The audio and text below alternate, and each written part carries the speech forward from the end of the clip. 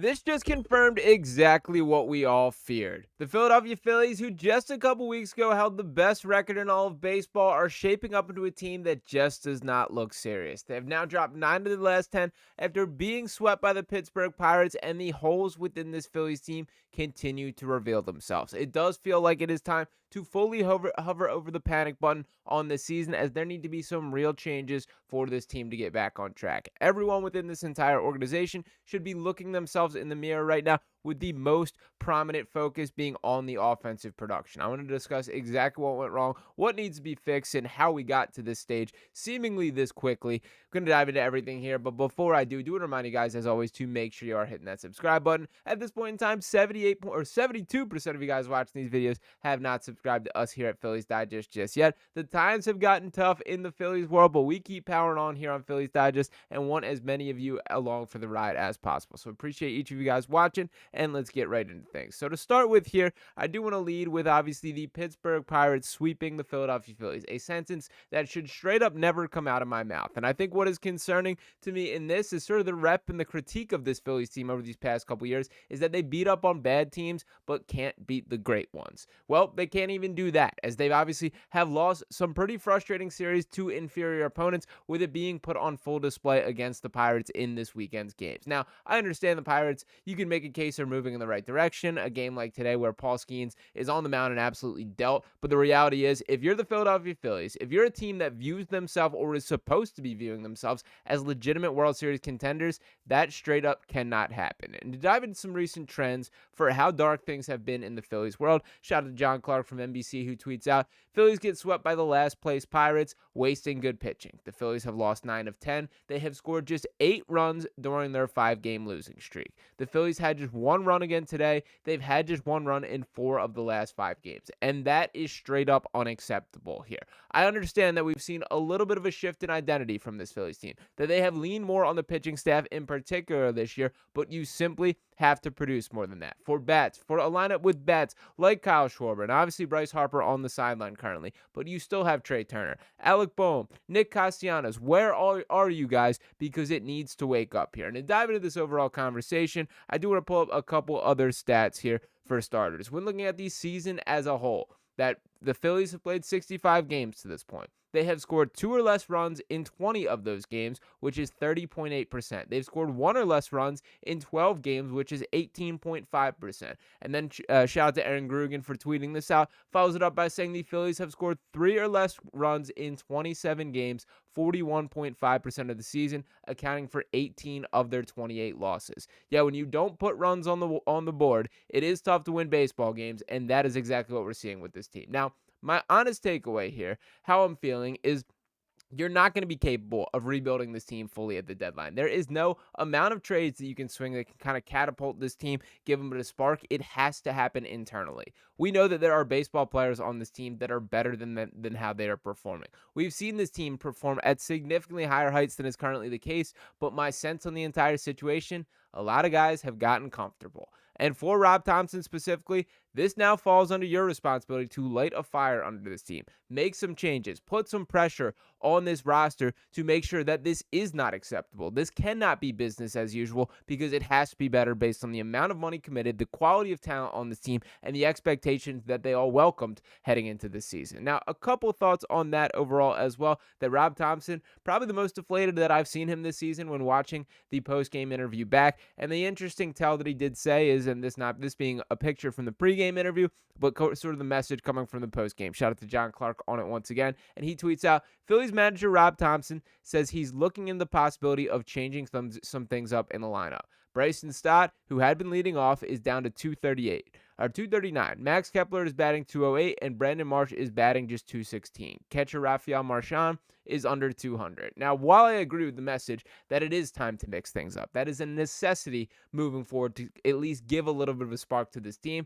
my other kind of pushback or defense of Rob Thomson is none of these numbers are acceptable. That all of these guys having struggles is why it is such an issue. He's shifting things around, trying to cover holes here, only to expose them over there, and vice versa here. Bryson Stott, a guy who we've all liked quite a bit in Philadelphia, that I think everyone was ready to crown him the next Chase Utley, the second baseman of the future. Well, it has not been quite as promising this year. And to dive into his production overall, that so far this season, the 27-year-old with 4 home runs, 26 RBIs, a 308 on base percentage, which is not great there. Across his 218 at bats, he has just 53 hits on the season, struck out 43 times as well. A slugging percentage of 344. That is tough stuff from Bryson Stott, and this isn't a just Bryson Stott issue. This is down the roster. You can go name by name. A guy like Alec Boehm, who you can even make the case has been one of their better performers of late, that his season-long stats, a 312 on-base percentage. He's got 5 home runs, 22 RBIs.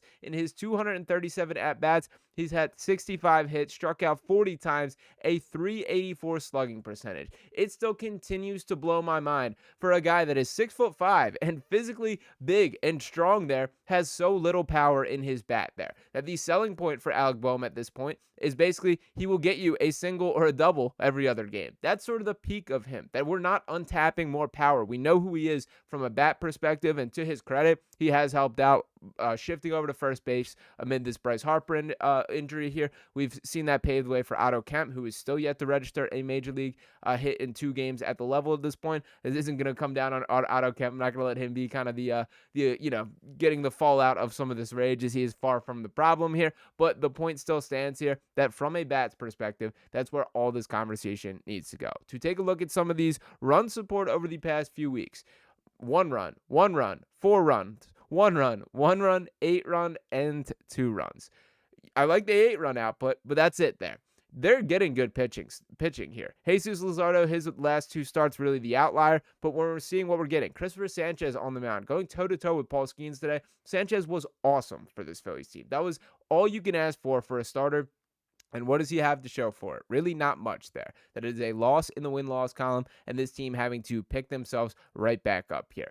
Everything should be on the table from a change perspective. Trey Turner, put him back at the leadoff spot. Get him to the plate as often as possible because he is one of the guys that is still hitting the ball well. Kyle Schwarber, it has not been the June Schwarber that we've kind of been accustomed to seeing here. And I give him a little bit of a pass as he's been electric for most of the season. The home run numbers off the charts. And Harper's obviously such a tone setter and such an important part to this overall team that you do got to roll with the punches with him out here. But I also have the fear with the Bryce Harper conversation that this wrist injury is a bigger deal than they are letting on. The fact that this is not a specific injury, this is not he got hit on the wrist or, he has a sprained wrist, it just needs a couple days to heal. This has been something that's been bothersome to him for really the better part of 2 years. That he mentioned that this has been hurting him all season when he swings a baseball bat. That's a problem for Bryce Harper. And we know this is a guy who's played through a torn UCL in his elbow there, has had some of his best performances at the plate as he's playing through injury, and a guy who's not going to roll over or quit by any means. But if he's not at his physical peak,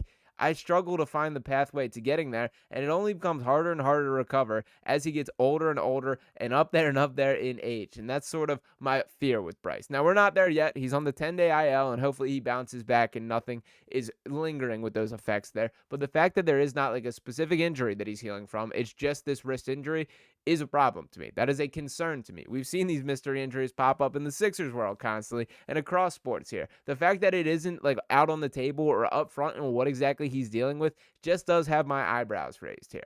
Now, for this Phillies team specifically, this has been a roster that the organization has been incredibly patient with. Sometimes patience is rewarded in sports as teams see it through, but my concern and feeling here, if we are going to look back and honestly feel like the best chance to win the World Series was missed. Regardless of how we want to phrase it, this team is going to look different next year. Now, the guys on this team that seemingly love to be a part of this core, that have been impactful and have brought us some really good moments from a Phillies franchise perspective here, you got to pick up your pride a little bit and show why you belong. Show why you can still be that team, because they are capable of it. They absolutely are a better baseball team than they've shown in recent weeks, but the production speaks for itself, and they play the games on the field for a reason here. It's tough times in the Phillies world. They have to change. There has to be, whether it is a locker room meeting, a team meeting, whether it is changing up the lineup completely, bringing more young blood, throwing them in the mix, giving Justin Crawford a chance. What does Andrew Painter bring to this Phillies team? Is it time to give Aiden Miller an opportunity to see what he can do? These are all legitimate questions that need to be asked within the walls of those locker room and within the walls of this front office. I also cannot fully excuse guys like Dave Dombrowski, who it's maddening to me from the stance of he has every asset in the world. He has a deep pockets owner who cares about sports, who wants to win a World Series, who gives you the leash to go out and make whatever moves that you see fit. Well, he has not done a good enough job as that. A guy like Max Kepler, very clear at this point that he is not capable of being the difference-making everyday left fielder in the way that it sort of was projected could be the case there. The center field situation, we still know the deal with Brandon Marsh, with Johan Rojas. We are circling through all these options with none of them being good enough, and that is an organizational failure for not putting better cards for Rob Thomson to play. So everything that seemingly could go wrong has gone wrong in recent weeks for this Phillies team, and the turnaround does need to start now. They play the Cubs next, who've been playing some great baseball, and that's going to be another rude awakening. We just saw this team get swept by the Pirates here. They've lost 9 of their last 10, and all of this falls on their shoulders directly here. I don't know who needs to say the message. I don't know what the shakeup needs to be, but there better be a little bit more life in this Phillies team, or it's going to get pretty ugly pretty fast here in Philadelphia. Do want to hear from you guys in the comments. As always, what is your biggest takeaway or biggest concern right now? Is it the bats as a whole? Is there one particular player that you think changing things up could shake it up? Do want to hear if you have anything, because it does feel to me like from top to bottom, we can go down and divvy out blame to so many members of this team. But let me know what you guys think below. And as always, appreciate you guys for tuning in. Make sure you are hitting that subscribe button if you have not just yet. Only 28% of you guys watch these videos have subscribed to the channel. Hopefully we'll be right back with some joyous occasions in Philadelphia, and that there is this playoff baseball to look forward to. I do think that they'll get back on track to an extent, but they cannot allow this hole to get deeper. They cannot allow that their outlook to get more difficult here. They had a good start to the season, took care of business early on, and had that path paved. Well, that path is now looking a little more bumpy for this Phillies team. But let me know what you guys think below. Make sure you're hitting that subscribe button, dropping a like, and I'll be back to talk with you next time. Peace.